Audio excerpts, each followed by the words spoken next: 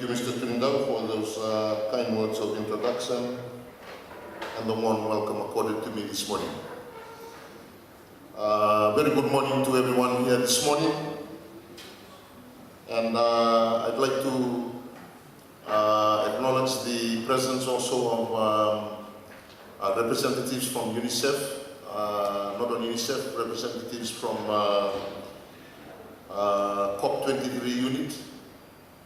I also acknowledge the presence of divisional heads from the Western Division, Ministry of Education officials, the students, orators, and also students from selected primary and secondary schools, respective principals and head teachers, our panel of judges, parents, ladies and gentlemen. This morning, it would be also an opportune time for us to also thank the good Lord for the beautiful weather that He has given us. This morning, especially on a day that we are merging here to hear from our children and students on issues pertaining to climate.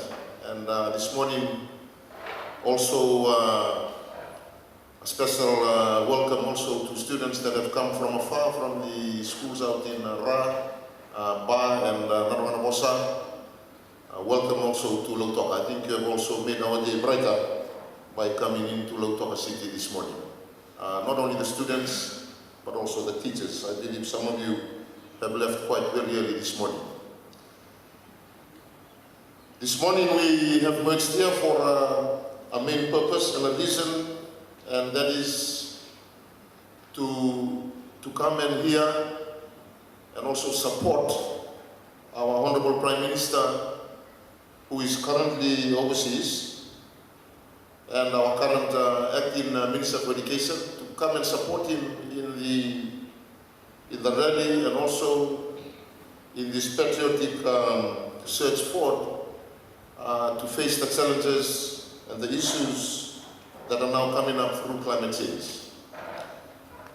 Our Honorable Prime Minister took on the role of COP23 as the President for a reason, and I quote, to ensure that every Fijian flourishes and prospers now and into the future by tackling the underlying causes of climate change, unquote.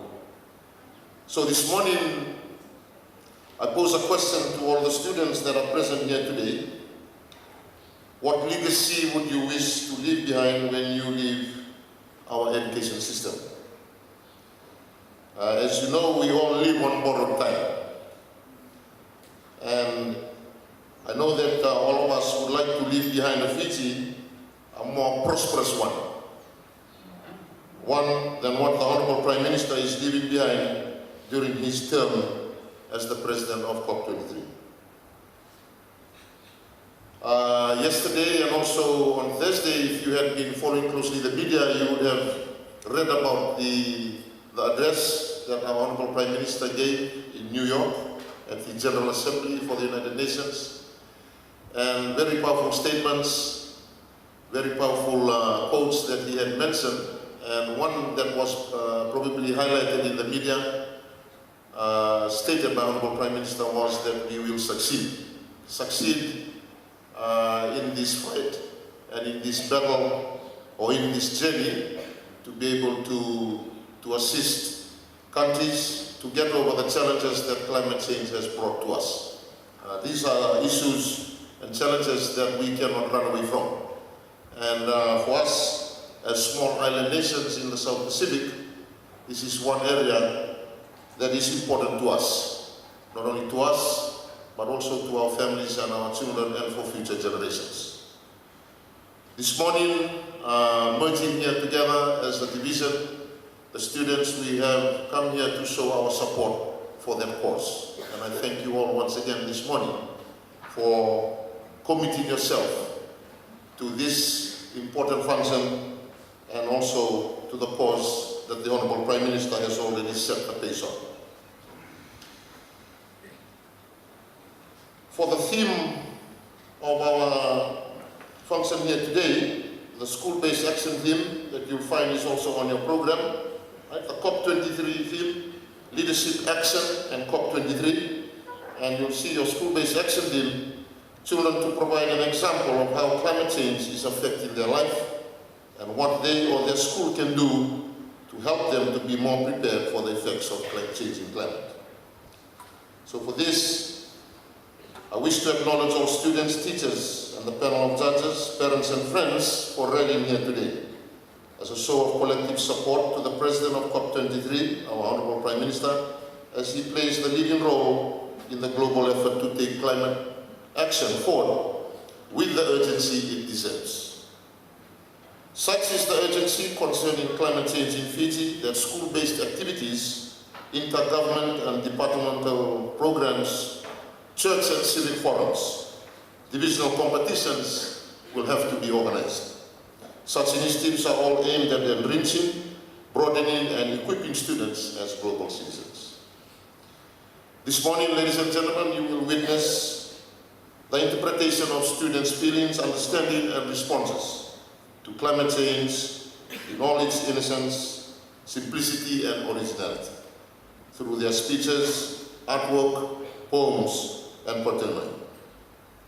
Real-life examples of how climate change is affecting their lives and what they or their school can do to help better prepare them for the effects of the changing climate. And this would be the central focus of students' presentations and our judges' validation today. COP23. This is a term that we have all heard. It's the most talked about topic now today, not only locally, but also globally, climate change. But what does COP23 really stand for? COP stands for the Conference of Parties. It refers to the United Nations Climate Change Conferences held every year as part of the United Nations Framework Convention on Climate Change. The United Nations Conferences allows world leaders to meet, discuss and assess the progress in dealing with climate change. The number 23 means that this is the 23rd year for the United Nations Climate Change Conference to be held. The first Conference of Parties, or COP1, was held in 1995 in Berlin, in Germany. COP3 was held in Kyoto, in Japan, in 1997, and that is where the Kyoto Protocol on Climate Change was adopted. COP9 was in 2009 and in 2006, COP9 was in 2009 and COP6 was in 2001, and they were both held in the city of Bonn in Germany. And that is the same venue for this year's COP23. COP24 is going to be held in 2018 in Poland. So it is a proud moment for a small island nation like us, Fiji.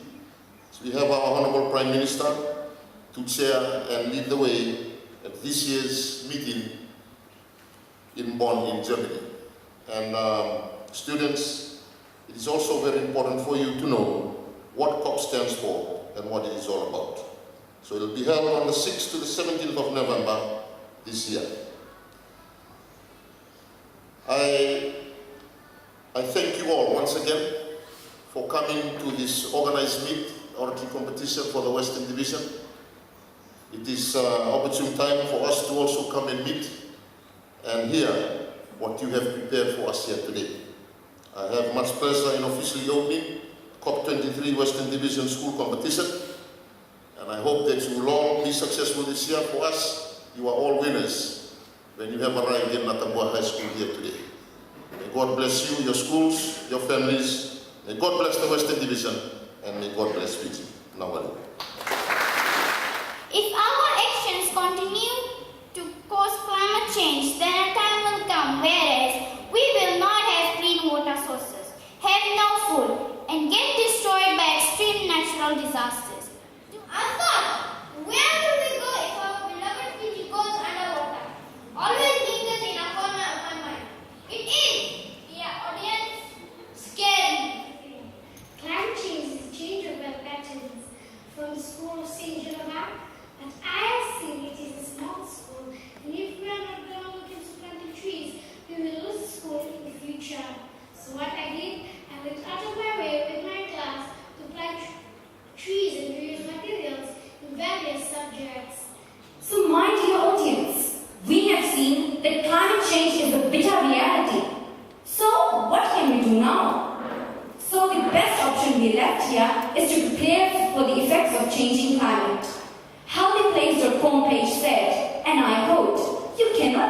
the ocean or the weather, no matter how hard you try.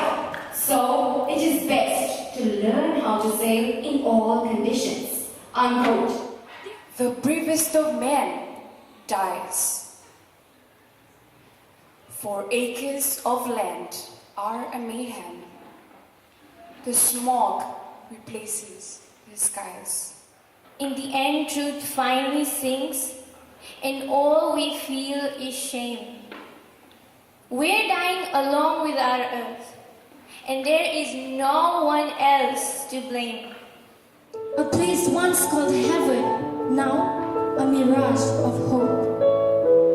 The nature once so pure, bubbling with energy, beauty, and serenity, now stands barren